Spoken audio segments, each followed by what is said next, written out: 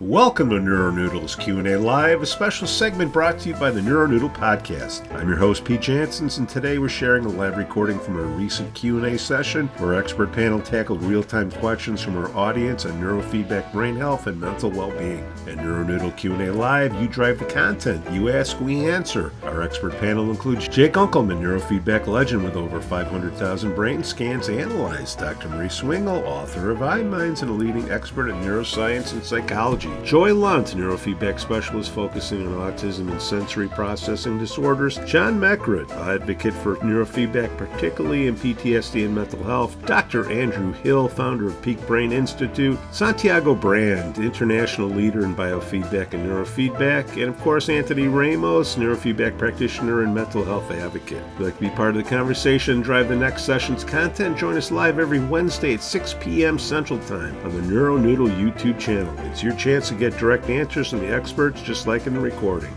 Disclaimer, the content provided in this Q&A is for informational entertainment purposes only. Always consult with your primary care physician or a qualified healthcare provider before making any decisions related to your health. Now let's dive into NeuroNoodle Q&A Live. Sit back, listen, and learn.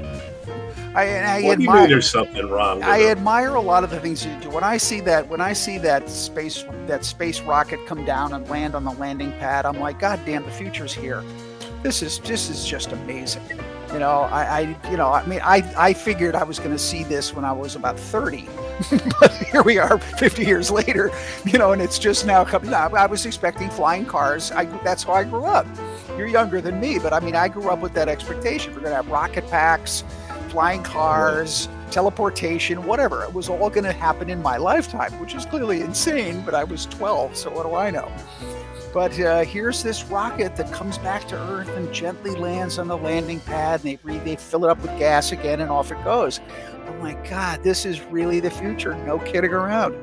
So I admire all that part of it. Why he bought Twitter, I'll never understand. Well, he used other people's money, which is always the right way to buy something. Well, it's a lot of data. And for the four people that are watching, voyeuring us, if you don't like what we're talking about, then ask a question. If not, we're gonna. That's right. We're here to talk about neurofeedback, brain training, all kinds of good stuff. Where is everybody? I know Joy told me she probably could not attend today. But Dr. Hill said the same thing. It was a rough. I think they're all early voting. Oh, that's it. Or they're still celebrating the Dodgers, I guess, maybe out here. Sorry about the Cubs, pal. How far out of the playoffs were the Cubs? No idea. All I know is they won in 2016, and that's all I need to. That's all they need to know. That's all you need for the rest of your life. I'm here. In LA, we have a higher bar in LA. If we don't win the whole thing, we're unhappy. Going to the World Series is not enough. We have to win the thing. We definitely spent a lot of money on it. Good. Oh my Lord, did we ever? But this, we'll talk about neurofeedback at some point. But this guy Ohtani, I don't follow baseball. I don't know much about it, to be honest. Oh, he's the best player of all time. My God Almighty! Somebody he hammered in he hammered in a run or whatever it was, a home run, and somebody said, "Guys, step back for a second. This guy is a pitcher." Oh my God, you're right. You forget. He looks like a corn-fed. You put a different head on him. He looks like some corn-fed guy from Iowa. He's a big strapping fella, and he blasts these things out of the park. And I'm like, that's right. He's a pitcher. How could this happen?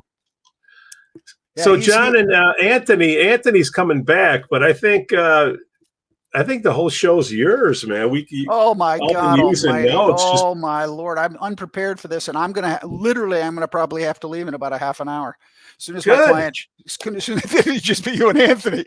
So Mari's not showing up. Jay's not showing up. Who knows? Oh, who knows? Good point. Yeah, fair point. It's like, it's a busy day at the bar. It's not. Exactly. I sent Santiago, and I know he wants to chime in on this at some point. I sent him a very extensive review of neurofeedback for sports performance. I know that's his bailiwick. Yeah. So he said, give me some time. I need to read this because it's a very extensive article with lots of scientific article with lots of references about different techniques applicable to very specific sports. If you want to train a baseball player, you do this. If you want to train a football player, you do this. It's way over my head, but he's the man. So I'm hoping he'll bring that to us at some future date. Well, since we don't have anybody going here, I just saw this woke doc refused to publish 10 million trans kids study that showed puberty blockers didn't help mental health. Is that a non-starter? Oh, wait, here's Dr. Marie to save us.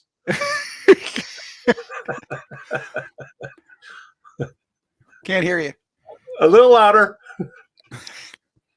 Different glasses help. We're going to do a GoFundMe to get Dr. Marie a new laptop. I invested in a mic. Woo! Hey, there you go. Got your Rode, baby. There you go. Yeah, going pro. So I understand. And maybe this is something that we don't want to discuss right now. There was some poke about neurologists. Is this a topic we want to talk about? Absolutely. Anthony? Can't hear you. Unmute, Anthony. It's like our first show. Yeah, first show. Two people come on unmuted. Yeah, John was on the email between me and Mari. Basically, just last episode, I said I was concerned when I hear neurofeedback providers referring to a doctor of any kind, or even being told to, and not being told what they're even supposed to expect. So, for instance, she was referring somebody to a neurologist for subclinical epileptic discharges. Neurologists they are not trained to look for those. If they look for that is, as I understand it, and I know some neurologists, that is not part of their training. Later in the Jay's conference, she said she sent someone to a neurologist for microbiome issues. I promise you. That's the one. Yeah, that's the one. I think I resonated with your email going, what? That's crazy. But as far as I understand, John, they don't look for mental health issues in the EEG either. So a subclinical epileptic discharge, it is not commonly treated. Now it is being treated in clinical trials. And so something a neurofeedback practitioner could do would maybe say, hey, show your neurologist this clinical trial that's going on for lamictal, lamotrigine for subconvulsant, right, used in autism. That would be, and she even said I could have done that, but she said, yeah, it went horribly and lost the family's trust, and the neurologist said there was nothing to see here. So, my other point though here, not educated. Go on. Interesting that you bring that up, because I have this exact case presentation happening right now. We did a 10-minute recording. We saw an 8-second something. I can't say what it is. My recommendation to the parents was get them to a pediatric neurologist. Okay. The kid's diagnosed on the spectrum. You know, I understand what we're looking at, and what I'm looking for. Yes, like a Jay probably would say the same thing. You know, a lamictal, a Keppra, low dose. Let's try to manage this while neurofeedback does its magical work. But point being is, to your point, is this neurologist going to say there's nothing to see here? I hope this is not. Common wisdom. Well, this is what we talk about. This is where I want to jump in. I want to jump in because I think we're missing an absolute key point. We're talking about scope of practice. Okay. Yeah, that is my point. And yes. It's not, one of the things I'm very, very concerned about, and I'd say a major flaw in our discipline, is criticizing other disciplines for not knowing. Now, yes, there's a valid component of this in terms of getting up to speed in terms of what qualified neurotherapists do. But it doesn't mean a neurologist is unqualified if they don't do what a qualified neurotherapist does. I think this is about scope of practice. Right. They do not look at the EEG the way we look at the EEG, and nor should they be expected to unless they join our camp. Now, where this gets even more convoluted is, I would say, whether it's ethics boards or legal considerations, et cetera, they want neurotherapists or other professionals to check things with a neurologist. Right. They're asking you to refer or to get your work checked by somebody who is out of scope. That's not the fault of the neurologist. That's a massive point of ignorance, which I think we all need to address and be softer about a massive point of naivety to address this, because if we're 100%. looking at different, everybody knows about that lovely joke about the elephant. Are you looking at the tusks? Oh well, this animal or this thing is a spear versus the tail. It's a rope. No, you're dealing with an elephant, and they're different components. So in the elephant of a person, you need a neurologist potentially to look at one part. You need a neurotherapist to look at another. You need a gastroenterologist. I mean, everybody knows where I'm going, but we have to stop the bashing. No, I don't know what Anthony. I know you agree with me, John. Yeah, no, I do, and I don't think Anthony was intentionally bashing. Here's my dilemma. Oh no, Anthony's. We're all on the same side. here's my dilemma. So I refer this kid to a pediatric neurologist. I'm not sure if this person will be a pediatric specialist or just a plain neurologist. I'm not sure. So he goes to this neurologist. They do whatever recordings they do. They find or they don't find. I've got a piece of data. I can show it to him in an EDF file. It's there. It's 8 seconds long. It's not nothing. It's got phase. I mean, it's the real thing. Yeah. Is the neurologist, out of fear of their own quote unquote scope of practice, not going to be able to provide what again, I'm not a professional. I'm not counseling anybody to consider anything I'm saying as being professional advice, to take a low dose of Lamictal. You see what I'm saying? I'm trying to figure out where to go in this conversation. I understand that most neurologists, if they don't see a full-on seizure, are probably not going to recommend a medication. Yeah. Am I wrong in saying that? So where are we? You're taking out the dilemma. It's the same type of thing. Like, let's just take it down a level so that many of the viewers can really follow us.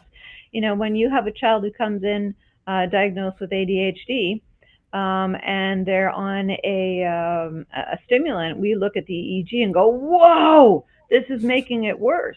Right. And we say, look at the EEG. Now, if you go back to the individual prescribing that, the EEG is mud. Well, it's not mud. They have not been schooled, and this is not an insult. They're not schooled in learning, in reading it. I think we need some cross-pollination.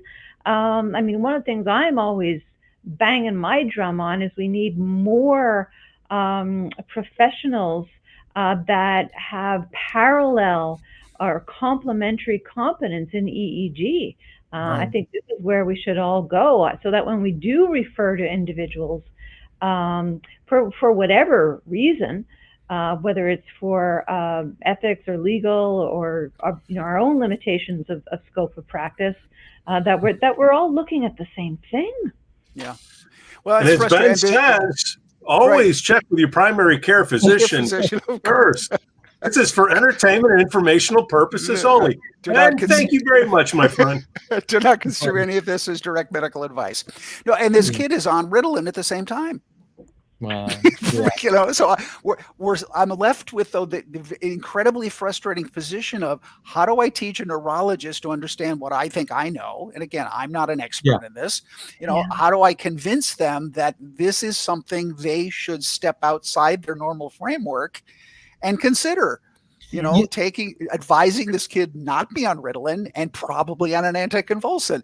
That would be my thoughtful outcome, but I can't say that. I'm not a medical professional. It is a dilemma, and I want to, you guys have it right. My goal there was not to criticize doctors. And in fact, I think I've said on here before, I talked to a young psychiatrist that's going through residency. I was telling him about EEG phenotyping for ADHD, Jay's paper. They can arrive at some of the same conclusions. We feel this patient would have done better on this medication. And I look at Jay's paper and it's the same thing. They're just using symptoms instead of EEG. So they can be good. And I'll tell you, a lot of them are actually open. The ones that I meet, when I tell them about neurofeedback, they're actually very open to it. I even have an MD from this try to, but this comes down to, I think, and this is an MD told me this, a close friend. He said, our system is not set up to optimize your health. It is not set up. It really is set up around acute, fixing things that are life-threatening and fixing things that can be treated with a medication. Yeah. So, and that's not to say that's their fault. That is what they are trained. And that maybe is the most pressing need in people's lives. we're trying to maybe do a little better than that. Yeah. I mean, the drugs work as intended. Yeah. You know, it's funny. I came across a study on Twitter recently, and it was about the headline was when people go to grad school for anything, mental health conditions worsen, they go up, depression, anxiety goes up, and also psychiatric drug use goes up, you know, unfortunately, I guess, let's say. But you know, the one group that psychiatric drug use did not go up for? Doctors. People that go to medical school, at least in this study, there was no increased incidence of. So the point of it is doctors are sane. So I find they're actually, but I'm sure it depends how you come at them, John. Like, I can't just show up and say, well, yeah, so everything you guys do is wrong. I'm exaggerating, but you know, EEG is what's primary. And I don't know what you're talking about. You know, it's maybe you say there's probably infinite examples, but like, you know, I have a guy telling me that my EEG shows this, and they're doing a trial of this, and would you be open to that? That has worked better for me and for friends. So anyway. No, I mean the one thing first of all, we have to make really clear, Anthony, you were not bashing. You were just showing an instance of where things were going wrong, and we were showing the ignorance of our discipline, neurotherapy or neurofeedback, and the ignorance of neurology combined. That's a pretty bad storm. Yeah, we're not talking to each other enough. But I mean, my other point is, you know, let's pick any language. We're speaking Greek, okay? And we're being told, well, you have to show this to somebody who's speaking German, and we're like, okay. And we go to people speaking German and say, well, read the Greek, and they read the German. They don't read the Greek, you know. So. Yeah. How do we, for benefit of listeners who are struggling with whatever they're struggling with, looking to us to try to find solutions, how do we promulgate a better cross-referencing of our individual expertise, as if that's a word, expertise? How do we, you know, do we show up at conferences? I mean, it's just like you can't. Well, I mean, but you can't barge your way into the neurology conference. Well, yes, but I also think we have to, you know, in terms of who we try and recruit to our conferences, et cetera. We don't. Okay, here I'm going to get myself into trouble. You know, you don't recruit somebody who's interested. Oh God, I don't know how to say this without just say it. Pete will edit it if it's horrible. Sure. Okay. We have too many people that do not have a base education, okay? And they're studying something that's really kind of interesting, and can have some crossover. Like, for example, somebody who studies meditation. There's nothing wrong with studying meditation, but then you have a meditation expert doing neurotherapy, okay? And how does neurology go in there? How do we talk about seizure disorders? How do we talk about, you know, all of these things?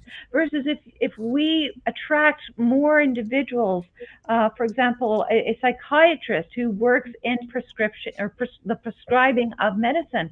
If we attract a neurologist who has so much complementary competence, and just teach them or have them open to be learning how to read the EEG for symptoms. Wow. But we're not attracting those people. And now, again, there's nothing wrong with, you know, per se, the people that we're attracting, except the notion of out of scope. So we're all back to out of scope. I think there's a tendency, Dr. Mari, that so neurofeedback is a bit alternative. You know, we kind of come out of the shadows almost a little bit, and that's what I hate. It's you know, I think it's experimental in the true sense of the word, meaning we have some insufficient quote unquote evidence base, and we're building it. And experimental doesn't mean you're just trying things. It means that you have a rationale for looking at something and doing something with informed consent, where you do your risk benefit analysis, et cetera, and you build a body of knowledge.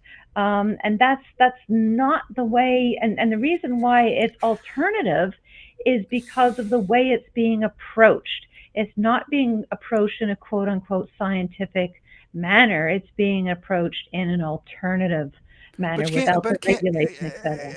can't you sort of make that same observation about most of medicine? Brain surgery. No, John, because it's sanctioned. no, I mean, No. In other words, there's a basis of sort of understanding of how you would do a heart surgery. Now, some doctor someplace says, "I think I got a better way to do this." That's his experiment. Now, he may kill the patient, by the way, in the attempt. That happens. That's not his goal, obviously. His goal is to improve the procedure to have a better outcome. That's experimental medicine. But it's built on a foundation that is understandable. So is neurofeedback. I don't think we have anything to be shy about. The other thing is that's also being done in sanctioned environments. So, for example, in university settings. And I would be overjoyed. We need to get more of the EEG work, the way we do it, back into university settings. Yeah. So I think we all kind of agree with each other. We're just coming at it from slightly different angles. And John, you and I originally, tackled this out a little bit in terms of why individuals are attracted and how they start their practice. And I would say, in terms of grandfathering and grandmothering, there is a generation where, yes, that makes a lot of sense.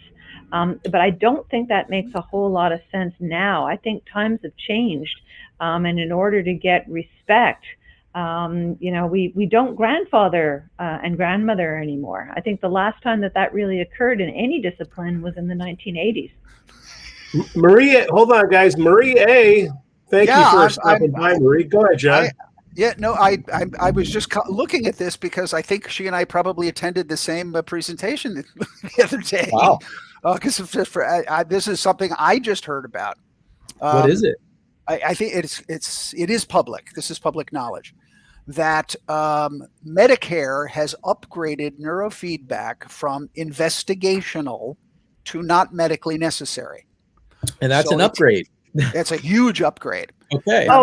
You got to translate that. Okay, but this is from an insurance perspective. In other words, it's now incumbent upon the insurance company, when they say it's not medically necessary, to defend the decision to not use neurofeedback for that particular patient and reimburse for that service for that particular person as not being medically necessary. They could always blow it off as investigational. You had no idea. Now you, as the patient, can then appeal that decision. See, thank you for translating the Greek to German. Insurance language versus. Yeah, this is all about insurance at the end of the day. But it's a toehold into the reality of if insurance starts to validate that this is arguable whether it's medically necessary, at least that's a huge step up from just, as you pointed out earlier, investigational, experimental. It's just some guys off in a place in Poughkeepsie doing stuff with the brain. We don't know what they do, and we're not asking any questions. That's not the definition of experimental. And for all our viewers, we need to go back to the a scientific definition of experimental. There's a structure to it. Yeah, and you're right, and to be contrasted with the word investigational, which is very different. Yeah. But that's always been the insurance company's out, that this is investigational, so therefore we don't have to do anything. Now they have to actually put their money where their mouth is. We have a question from Ben. Oh, God. Ben says, are there many insurance companies that pay for neurofeedback in the USA? Sorry, guys.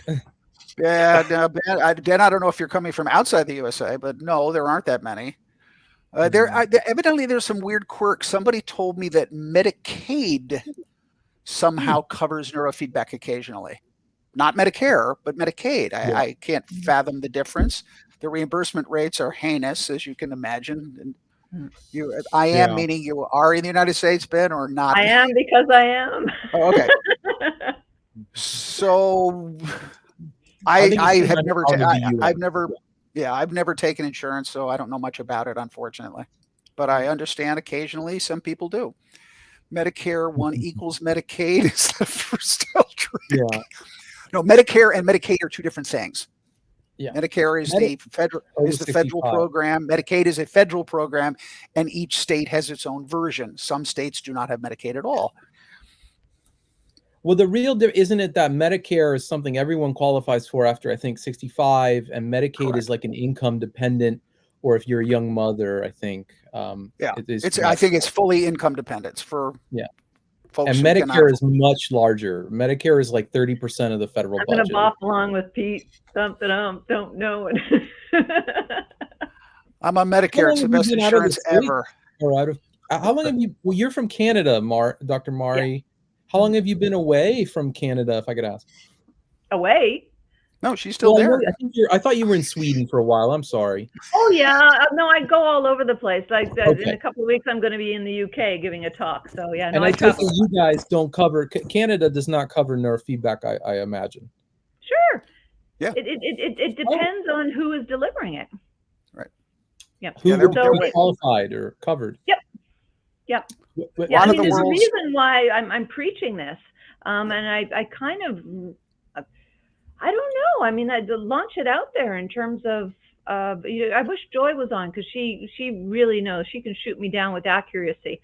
But, in terms of, if an EEG can be used for assessment purposes, not diagnostic purposes, but there are many professionals where you can bill for an assessment. It doesn't matter what assessment it is. Yeah. It's you're billing for the service, not the name of. No, I'm trying to give a good example, but it's not the ADHD scale. You're not billing for delivering the ADHD scale. You're billing for an assessment of ADHD, and however you do that is completely up to you. Yeah. So I think it's beautiful. They're not gray areas. They're competence areas, that it's presumed that you have the competence to select the right form of assessment if you have this degree or this registration. But the neurofeedback itself is or is not covered there in Canada. Sure it is. I mean, our car accident insurance. So if you're in a car accident, there's the company within the province that I work, that they will pay for neurofeedback treatment if it's provided by a registered clinical counselor or a registered psychologist. It's covered. Okay. You bet. That's great. Yeah. Well, the vets are covered. The vets are using it. PTSD. That we know, right? Yeah. Really? Which is interesting because if it's but the VA doesn't cover it. No. Gosh, there's a facility. No, but there's a facility here in Los Angeles. Our VA up here does. Now it's not on an individual basis, but they cover it up here. Again, you guys are way ahead of us. There's a facility here in Los Angeles that does neurofeedback for veterans, and it's privately funded because the VA does not cover it. They cover medications and exposure therapy. Well, I think you need different topics for your elections. I got one here. You think? The work at McDonald's isn't important? Is Trump derangement syndrome real? For me, it's totally real. I know it's for you, but I mean, mentally, is it? Oh, wait, okay. Maria said VA will cover if you are registered as a provider in U.S. I think TRICARE does have some odd cover. In fairness, Maria, I'm not an insurance person, so I really don't know all the answers, ins and outs of this. But generally speaking, I'm told it's not well covered by any kind of insurance in the United States. Neurofeedback writ large. Yeah. Well, I mean, the fact that it comes up so often speaks to it. Yeah. The only way I saw it covered is if you are a licensed clinician and you use it in addition to your talk therapy, instead of playing cards with somebody who use neurofeedback, they'll cover it.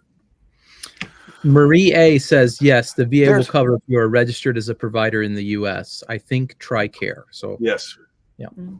Yeah. Well, that's Talabo, greetings, lady and gentleman. hey, There's only Talabo. one gentleman here. I know you're not from around here, Talabo. Which one is the gentleman? I think it's definitely Anthony. It's not me. Oh, it's I know definitely that. Anthony. Okay, we're all in agreement. we're all in agreement. But, Well, anyway, it was a presentation on the current state of, the process of trying to get this ISNR APB hosted a webinar on it, trying to just lay out what's happened in the past. Where are we? It's in process. It's been going on for years. We're going to Mark Trollinger's, I guess, the head of this. Leslie Sherlin's on the panel, a bunch of people and they've been pursuing this for a decade or more. This goes way back, way more than a decade. But it's in process. Talks are ongoing with the AMA, trying to figure this out. And Medicare will be an important component. So as Marie pointed out at the top of the show, that's a huge lift up for neurofeedback, generally speaking, that it's now medically not necessary. It's like, wow, damning by faint praise. I like that. That's a pat on the back right there, my Yeah, friend. that's it. Yeah, we're not medically necessary. It's not completely useless. There you go.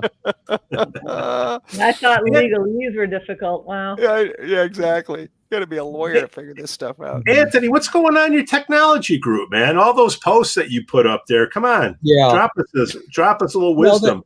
There was a couple things. So something in England, the UK, to get a little closer to where Mari frequents, in Sweden. The prime minister of the UK has said that they are considering offering free Ozempic to the unemployed to help them become more employable, and it's making all these headlines. Direct quote. So kind of interesting, and the argument they make is that, well, you miss less days of work if you're healthier, and obese individuals seem to miss more work. So there's probably a rationale. Go on. Well, yeah, but let me be clear then. The manufacturers of Ozempic are donating this medication for free? How fascinating.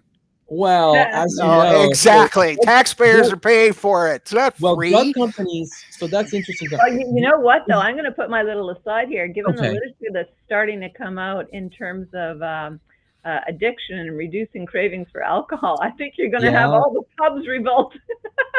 No, really. That's a good point. That's a good point. The reason why I post a lot of Ozempic articles, and sometimes people in neurofeedback will rib me a little bit, don't you believe in neurofeedback? And one of the reasons I post it, though, is because I've worked for a nutritionist for 10 years, and it's very hard to meet the clients and to think, gosh, obesity is something that has to involve the brain. Yeah. It is not simply, these people are just undisciplined.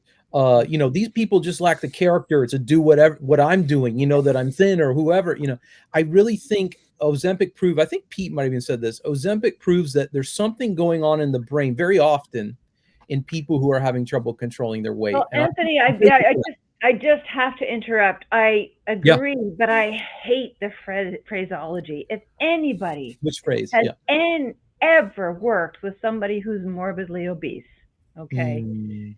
and you get into self-worth and self-esteem, and all this body positivity has been very, very positive, but it also has a real negative in terms of that, we're losing we lost the opportunity to continue a lot of the great work that was being done, in that this does have a brain base.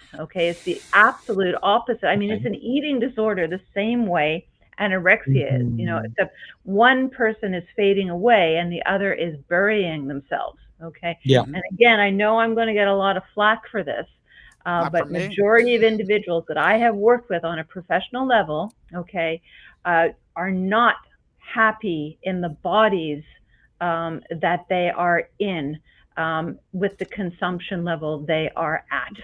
Now I'm not saying that's universal. And obviously these are individuals that are choosing to go for therapy, so it's not a universal. And I think there was an absolute need for body positivity, because there's nothing worse than shame when you do have a brain issue. So I think in that regard, but in terms of Yeah, I mean, there are two arguments. Would Ozempic give you the possibility of getting at the primary issues if the cravings go down, right? But John, I mean, you're absolutely correct. Yeah, give free Ozempic for actually, even if they do give it free, not paid by the tax payers. But then at a certain point, the makers of Ozempic are going to say, yeah, aren't we nice? We gave it away for 3 years and now you have to pay for it. And we all know that if you stop the pill, it all comes back. So, everybody knows I go on and on about technology. And in my little region here, they were giving away free iPads to grade 4 and high school students. Oh, how kind was that? How fantastic was that? And then before you know it, within 3 years, you needed an iPad for grade 4 curriculum.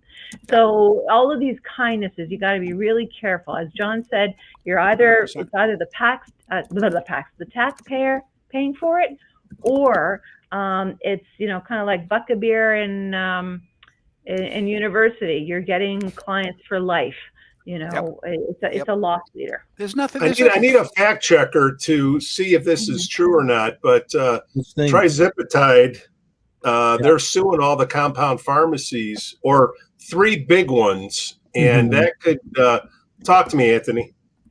Yeah. So the compounding, a compound pharmacy mixes a drug from raw materials, and the FDA allows a special, and that's cheaper because you're not paying as much markup. The FDA allows this in the U.S. in order to prevent. And you can titrate easier as well. Yeah. Oh, interesting. And because this drug is needed by diabetics, it's not just for people who are although most diabetics are overweight, interestingly, but they need it to control their blood sugar. So that's why they allow this. Now, tirzepatide, a lot of these compounding pharmacies though are selling it for the weight loss prescription or usage, and that's where the drug companies make most of their money. And so if we allow this to go unchecked, their argument would be, well, you're essentially saying everyone can copy us and undercut us and we won't get a share of the profits. Yeah, it's a patent violation. At getting these compounding pharmacies shut down, but I'm sure more crop up because I know of some friends that get it from there. So that's the story. That's interesting. See, I only use a compounding. I only recommend a compounding pharmacy, as Mari's saying, for titration purposes. Yeah, you can get a 12. Yeah, you're trying to cut tablets in half or dilute things into water. Yeah. It's a nightmare. But you go to a compounding. No, it's for any of the listeners, if you're trying to get off a medication, search out a compounding pharmacy who can create any level of medication that you need for your titration schedule. To give you an idea, if Ozempic or tirzepatide is charges average of like $880 a month, let's say, off of the all-in costs, no insurance covering you, $880. You can. I have friends getting Ozempic from compounding pharmacies for like $260 a month. So it's a huge discount. That's a big discount. Well, but again, I step back to the conversation for all of these things, for any medication you want to name, including Ozempic, pick a psychotropic. It doesn't matter. Okay. We're inserting ourselves into biochemical realities in the human brain. I don't think the human brain changed that much in the last 5,000 years that would cause an explosion of obesity. It doesn't make any sense. Our environment did. I mean, we already know. It's just there's too much fat and sugar around. Right, but we're calling it a brain-based problem. Like that's some out. Oh, I have a brain problem. An environment-based problem. Well, okay, yeah. Let's put the onus on where it is. You have brain. You have difficulty managing your impulsive behaviors. That's a brain-based problem. I guess it's anterior cingulate, right? If we want to get smart here. What? Say again? The switch in the brain, the anterior cingulate, it's a switch problem, right? There you go. So, but in other words, it could play itself out in food. It could play itself out in gambling, porn, sex. There's 100 ways that this switch can throw you wrong. So, but we're putting ourselves into a chemical reality of interfering somehow to take away the cravings for food. Well, that doesn't, as Mari's saying, it doesn't solve the problem. This person has an underlying brain health issue that is really not being addressed. So are we deluding ourselves by just handing out Ozempic to overweight people on the street? John, but I mean, that's always, for years, this has been our issue, right? Everybody just wants a pill. And Yep. I mean, I guess, Joy could chime in here, because I love when she goes, somebody comes in and says, how many sessions? I know. Six being so many sessions. Funny. I But know. that's the pharmacology model. I just want a pill a day and all my problems go away, right? Exactly. So, Yeah, but here's the thing. So this is the caveat or retort. Ozempic works. And so we have an issue in the US where 72% of adults are overweight. Yeah. And so you have to ask, they think that obesity decreased in the past year for the first time in like 30 or 40 years. but will malnutrition change, though, Anthony? Right? I mean, here I'm going to, if people only still eat Doritos and McDonald's and whatnot, you're not going to be craving it as much, but I think you're going to have a malnutrition issue on your hands. Agreed. So I totally would like people to try to address it with something like neurofeedback, where you're training your brain, something. So for instance, Ozempic plateaus. Very often the weight loss plateaus. So a drug may not be the perfect, at least yet, we don't have a perfect bullet. But what I would say is, so I work for nutritionists. I think what he would say is the problem may be that we're overnourished. And yeah, so we're overnourished. Overnourished. Yeah. Okay, I said we're overfed and undernourished, so we're overnourished as well. Yeah, and that's not to say that nutrient deficiencies cannot occur. I know the research says that clinical nutrient deficiencies are rare. So that's a report I've commonly heard. But yes, if a person could address their weight by doing disciplined and healthy diet, a holistic approach, I do prefer that. I know that in we talk about our modern lifestyle, think people are busy. They work in America. We work more hours than many nations. We're in the top echelon. And we have so many choices and we have so many distractions. So I do think it's a little bit, to John's point, I think it might be a little harder today, and we're more sedentary. So that may be. Yeah.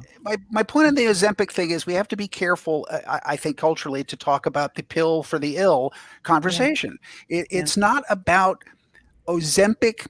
I'd love a double. Here's a perfect study. Take two individuals, have one do Ozempic for a year, have the other one do neurofeedback for a year, and see who at the end of the day weighs less. Yeah. That would be an awesome study. Yeah. Okay. No. Further, and then the stop the neurotherapy and stop exactly. the That's the follow-up. The follow-up is a 6-month follow-up. 6 months later, see where both people are at. Yeah. That's the study that is.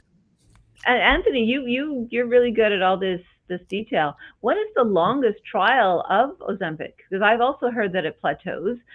Is there going to be a wear-off effect? But it's probably at least a year. And keep in mind that these drugs have been around for like 14 years. They didn't study Prozac for that long. Why should they study Ozempic for that long? The STEP trial of Ozempic ran for 104 weeks. It's called STEP.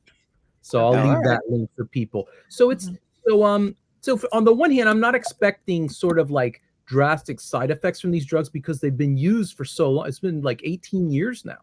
In diabetics, they've been used. But on the other, I don't know that this is probably not our endpoint, and we will get better. Oh, I have a story for you guys. So and to that point, by the way, Anthony, just for 1 second, I'm wondering whether or not the lack of side effects in the diabetic community is more important than the regular folks who are not diabetic. Are we going to see more side effects in non-diabetics than diabetics?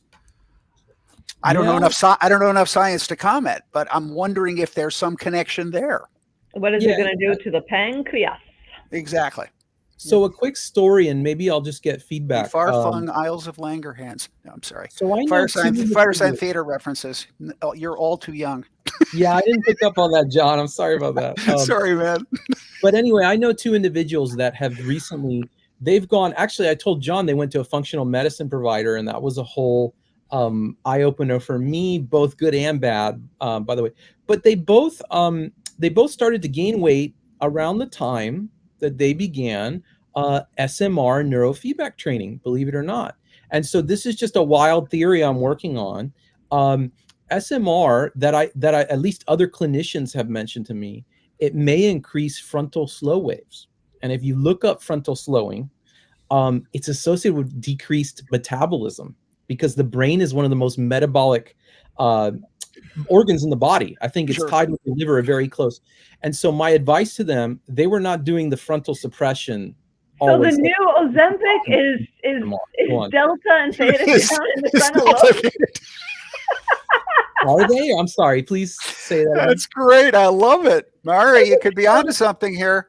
The new Ozempic is delta and theta down in the frontal lobes or low You've alpha. been hearing? Yeah, I wonder. Well, there was at least one paper saying it increases theta waves, but I think it was in the temples. That's the most Okay. EEG data I've seen. But that it does feel like you're getting like a frontal suppression because the cravings go. So the effect at least is what you would want. Anyway, so my advice to them was either take a break from SMR or to add the frontal suppression of the frontal slow waves that honestly they had been doing, but it had been interrupting their sleep. Actually, Anthony, I think I have, SMR, we use it. It can be associated with agitation. People with high theta SMR actually move more. And I think what you're dealing with is a quieting, and I think it might actually be really, really simple. If you quiet the body isn't moving as much. A lot of thinner people have a higher amount of not just movement in general, but these subtle movements. What we used to call fidgeting. Yes. Look at Mari. Do you know that there are weight loss studies on fidgeting that find that people that fidget burn anywhere from 800 to 2,000 more calories subtle a day. movements. Subtle movements. So I mean, you if you're going to watch TV for 12 hours and literally be a blob versus if you watch TV for 12 hours and just subtly move your foot, right? It's sedentary. Yeah. So I'm going to investigate that. I have the study somewhere. Sorry, I think the answer is actually really simple. That's what I'm known for. I joke. I call myself a KISS therapist. Keep it simple. Silly. But isn't Ozempic and Mounjaro going to mess up the behavioral modification angle? Is that where we're telling people to try to look? See, I'm playing with the paper clip. What do you mean by that, Pete? I couldn't hear the joke. Sorry. No, it's not even really a joke. It's with, talk therapy. It's behavior modification. If you can, why do you have to think about it if you take the shot? I guess that would screw up the talk therapist. I don't know. Exactly. That's the whole history of medications right there in a nutshell. Prozac, Xanax, you name it. I don't have to talk about anything. If that is the retort from a lot of healthcare practitioners, well, why don't they just diet and exercise? And it's kind of like, look, if one person has a problem, it's a behavioral problem. If a whole society has a problem, it's now a public health problem. And we need to do something, probably. Well, I mean, I think we all know. I mean, we're having a bit of fun here, but I think all of us would unilaterally agree it's a multifactorial problem, right? Okay. And I think it started in the U.S. and it's contagious. And lifestyles, nutrition, stress, all kinds of things are going on. What are you talking about? You Canadians up there with your Tim Hortons and your Moosehead beers? Come on. It started in the U.S. Yeah. Well, I mean, you're referencing Sweden and whatnot. I mean, northern peoples are known for their long, thin body structures. And over the past few years, you're actually starting to see the average weight go up in Nordic countries as well, right? It's, again, the U.S. are leaders on many good things, but you're also leaders on a few bad ones. Unfortunately, yeah. So we got to look at the food again? Yeah, I bet you there's a strong correlation to McDonald's franchises opening in Oslo. Yeah. How funny. With Orange Man serving fries? Oh, good one. Oh my God! Take the bait, John. Take the bait. Oh no! Listen, he's got his prison job already lined up. Hey, so funny. Of orange. Hey, Anthony, take care of Ben. Yeah, he's saying I think it's pretty telling that the obesity my computer's messing up. The research data came out of an obesity clinic first. Hold on. ACEs data. ACEs data. Okay, ACEs makes me think of adverse childhood experiences, but I don't think. Yeah, that's what I think. That's what I think. Some say it's less an obesity epidemic and more a trauma epidemic. That's interesting. So I will tell you. So trauma, the incidence of addiction drastically. It's also associated with increased incidence of morbid obesity. So carry on. Surprising. Yeah, I think that comment is the center point. It's trauma. That was great. Yeah, thank you. I think that was came from Kaiser. Yeah. Speaking of Kaiser, I hear he's he's well, 75. no, I'm serious. He's 75 now. Oh, David Kaiser. The one that's working at the escalator company. Seriously, he's trying. I swear to God, there's a podcast somewhere that I'll put in here David that he came Kaiser? on. And he's making breakthroughs and trying to get neurofeedback approved at insurance companies. Obviously, the Kaiser family out there. I'm going to put a little link in here and see if I can find it. I don't believe he's related to those Kaisers, by the way. He is totally related. David Kaiser is related to the Kaiser family? Hold on. God, You guys keep talking. We got 20 minutes to kill. Keep going. Guys, real quick, on a lark, I just searched. I found a Nature paper while we were talking that says that obesity is correlated with frontal slowing. And so, speaking to Pete's point about the ACC, the anterior cingulates in the front, delta and theta are a phenotype for ADHD, but also addiction. It's one of Jay's addiction phenotypes. Yeah. But also, I mean, as I said, I'm going back to multifactorial. I mean, just the soothing, trauma and soothing, the trauma and hiding. Many females that have been victims of sexual abuse and assault, they hide their bodies within their bodies. Would you think the excess slowing is just sort of a disconnect from accurate perception? I don't know exactly what I'm just eating. I'm just eating. In other words, I'm just consuming mindlessly without being mindful. Television will do that. They think there's actual atrophy. Speaking of TV shrinking your brain, but they think, John, it was a study last year that said that the brains of obese patients look similar in some ways frontally among them to dementia patients. So it's lack of activity, it's lack of connectivity in the fMRI and bold blood oxygen. It's the whole thing. Unfortunately. Yeah. So. Okay, I was wrong. We had David Kaiser and Henry Kaiser. Henry is the Kaiser family. Yeah. And Henry's the one that worked. I don't know. He's got some machine that cleans the handrails and whatever. I got to go back in time. I need some. No, I think I remember this. Is that how they get the orange paint off of them? Yeah. Ooh, coming all the way back around. Coming all the way back around. That's all right. The memes for the Trump McDonald's thing were funny. The opponents of Trump were saying, "Oh yeah, one of the workers said he dropped the fries and just served them anyway or whatever." And then I saw some Trump people posted a meme where they said maybe the ice cream machines will finally work now, and they showed Trump with the drill like working on it or whatever. But did you see what happened? You spent a whole day talking about this. Well, it's Trump derangement syndrome. Now McDonald's, all of a sudden they got botulism and getting sued. The FDA is just coinky dinky. I'm just saying. So they're in trouble now. Listen, I can't wait for this to be over. I am just. So I can't. So are 5 viewers. Circling back though to neurofeedback, I think it's probably the best answer to anything we talk about on this show. We can talk about OZEMPIC and obesity and all of these things. We have to get our brains in better fiddle to face the struggles of our world. Our world is complicated, yes, but it's it's more complicated than our ancestors' world was. But I think it's fully capable of handling a lot more than we think it will. Oh, we know. I mean, we're talking about the master center of all of us, and do you want to just put a splint on the master center, or do you want to, heal the bone, get some muscle and walk on your own? I mean, Band-Aids and pills, and of course, they're all options. But And also, to- I and- mean, if you look at and- long-term costs of just tons and tons of medications all the time versus whether it's 3 weeks or 3 years and you're done. Yeah.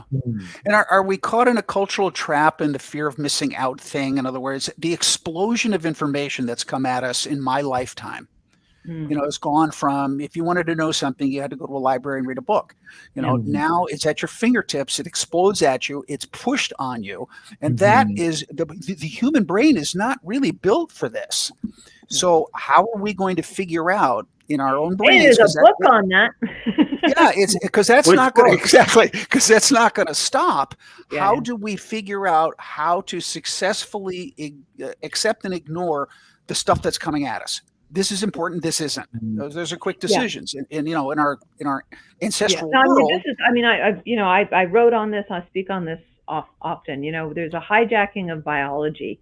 Right. And we have our attention spans to pay attention to very specific things. And we're just really, really being thrown all kinds of things, and we literally can't keep up. And I think that's a major source of the anxiety. Absolutely. Also, in terms of what we're being taught, in terms of how much information you actually need to make a decision. Part of that whole perfectionist element. Okay, and I think that's another really, really important one in terms of neurotherapy.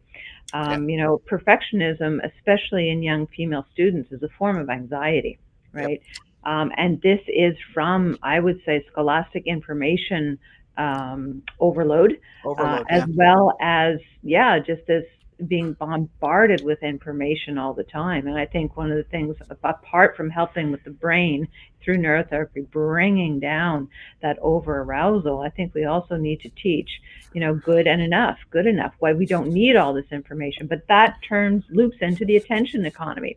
It's not in the mega producers of content to have us disengage. Absolutely right. And, pick whoever thought that this would flow into school. They start you off on TikTok, and then you have a problem with not being able to collect enough information for school. I mean, it's a really interesting sociological time in that regard. Yeah, they're going to ban, by the way, Mari, in Los Angeles, they're going to ban the use of cell phones in schools come next January. Yeah, well, that's, it's funny. This is part of what I've been talking about recently. I think on the surface, this is really, really positive. Okay, you need a stopgap, but I'd say on the other hand, it's absolutely negative. You're restricting something. What you should be doing is teaching individuals in their youth how to use these things responsibly. Okay? I guess my underlying question, though, Mari, is the human brain capable of learning that? Well, in other words, when 400 years ago, there were 6 books. You could read them all. But okay, John, you and I and Anthony, you're a bit younger, but they're not that much younger. Definitely, when you went into a library, you went, wow, and then you chose a section, and then you went in and you narrowed. You might even have a list. It's the pace of the delivery and the enticement of it. Okay, it's not just the quantity. Yeah, because we always had issues with quantity. It's the pace and speed of delivery of the enticement. Slow it down. Of course, the algorithms, et cetera. Guys, my clients are here. I got to go. Well, here, real quick. Let's close it out because I hate to not have a show. With John. Let's for our show Thursday tomorrow, Dr. Marie. Yeah. What should we take from this show that we should work on for tomorrow? Was there anything out there? Anybody that's listening and watching now, seriously, and then we can expound into it. We want to get into the switch. Can the human I'd brain? say we want to look at brain gluttony. Yeah. Can the human brain be trained to be less gluttonous? I love the word gluttony. That's a great word. Oh, that's a keyword grabber. Yeah. Okay. Beautiful. Pete in his never-ending search for keywords. Brain gluttony. Tune in tomorrow. One day. Tune in tomorrow. Because I don't know, maybe it's biological. It totally is. And it's going to take thousands of years to be able to restructure it. come I don't on. know. I gotta You go. can have a- Goodbye, you AI will guys. fix it. All right, Bye, everybody. I'll see you guys. Okay. Thanks, everybody. I want to know if Medicare under Trump is orangeade. Oh, I love you, Ben. See you next time. That's funny. Thanks for tuning into this special edition of NeuroNoodle Q&A Live. We hope you found the session informative and insightful. Remember, if you'd like to join us for the next live Q&A, we go live every Wednesday at 6 p.m. Central Time on the NeuroNoodle YouTube channel. It's your chance to ask your questions directly and shape the conversation. If you enjoyed this episode, don't forget to subscribe, rate, and review the NeuroNoodle podcast on your favorite platform to stay updated on all things neurofeedback and brain health. And one last reminder, the content provided in this Q&A is for informational entertainment purposes only. Always consult with your primary care physician or a qualified healthcare provider before making any decisions related to your health. Thanks again for listening and watching. We'll catch you in the next episode.